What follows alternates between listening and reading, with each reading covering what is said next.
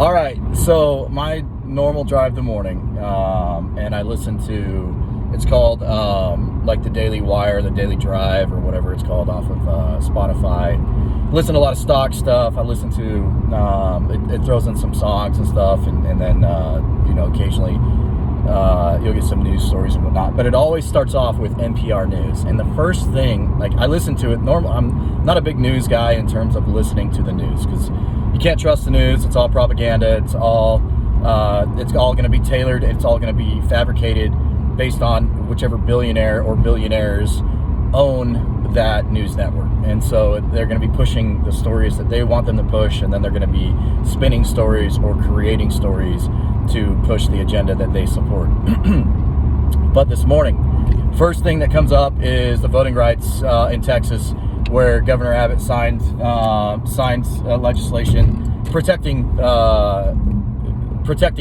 essentially voting rights. And people are understanding, they're saying it's suppressing voting rights, but it's actually protecting voting rights. Requiring an ID and requiring someone is truly a citizen, proof of citizenship, is not suppressing votes. You have to show an ID for countless things. We already know, like, what you've had to have been somewhere in your life where you've had to show an ID for something.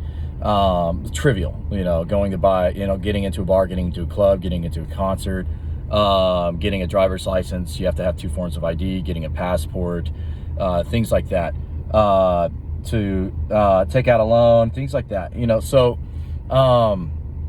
to require an ID to vote for something as precious as voting, and to make sure that we get it right when we have these elections who are electing our future leaders, or our future representatives.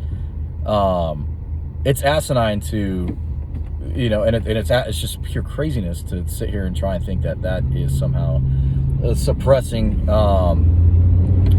votes or suppressing the voter. No, it's not. If anything, it's protecting the people who have voted legally in the right way. It's protecting their vote. It's protecting all of our votes, making sure that vote, one, counts, that two, it's valid. That way it doesn't corrupt, or it doesn't misconstrue, or doesn't screw up the voting process. And so you have Senate Democrats from Texas, who, for the fifth time in state history, are heading to Washington, D.C. to try and have the feds pass legislation to block the ability to have to literally provide an ID and proof of citizenship to vote. Honestly, what is the argument behind that? I want to know from my well-meaning Democratic friends and liberal friends of how is that suppressing the right to vote. I would just like to know. Second, Johnson & Johnson. Now there's cases that their version of the COVID-19 vaccine is causing neurological disorders in certain people. Now, the funniest thing about that whole tidbit from NPR was, like, yes, if you're starting to feel tingly and all this kind of stuff, head to the doc.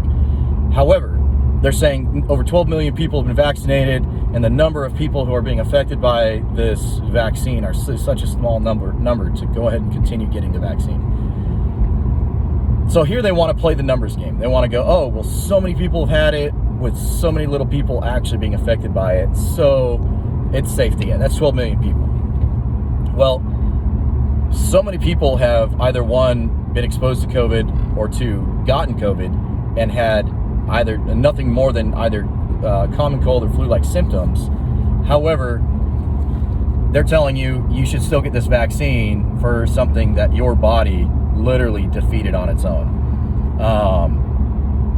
They're wanting to play that number game. So everything is always going in their advantage. Whatever their agenda is pushing, they're vectoring it to make it look like whatever they say is the right thing to do. And they're playing. They're trying to play the moral high ground. And they're trying to essentially body shame people who don't get vaccines.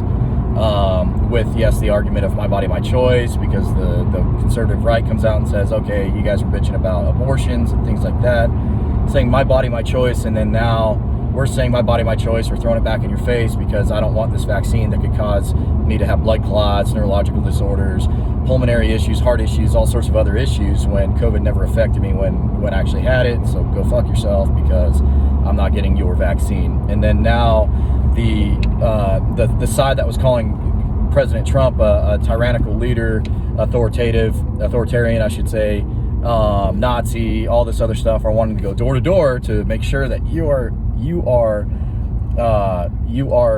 have the opportunity to be given the right information. When we're all more than capable of every single fucking day we log on into our phone, you see something about COVID and a vaccine. And so they're wanting to come to your door and make sure that you have the right information. So that's just kind of fishy and smelly. Something tells me, hey, why are they pushing so hard for this vaccine where, especially in children and teenagers, where literally it's like 99.9% not effective in terms of COVID affecting them. That is the least, or the demographic group that needs it the absolute least. And I don't think anybody needs it in all honesty, because it's not tried and proven yet. You've had a lot of people that have issues with it.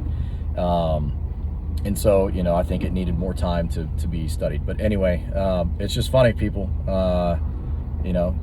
Stay informed. But in my opinion, if you had COVID and it didn't affect you really, do you truly need a vaccine? I mean, maybe you're one that says, screw it, I'll buy into the propaganda and the fear mongering and get vaccinated.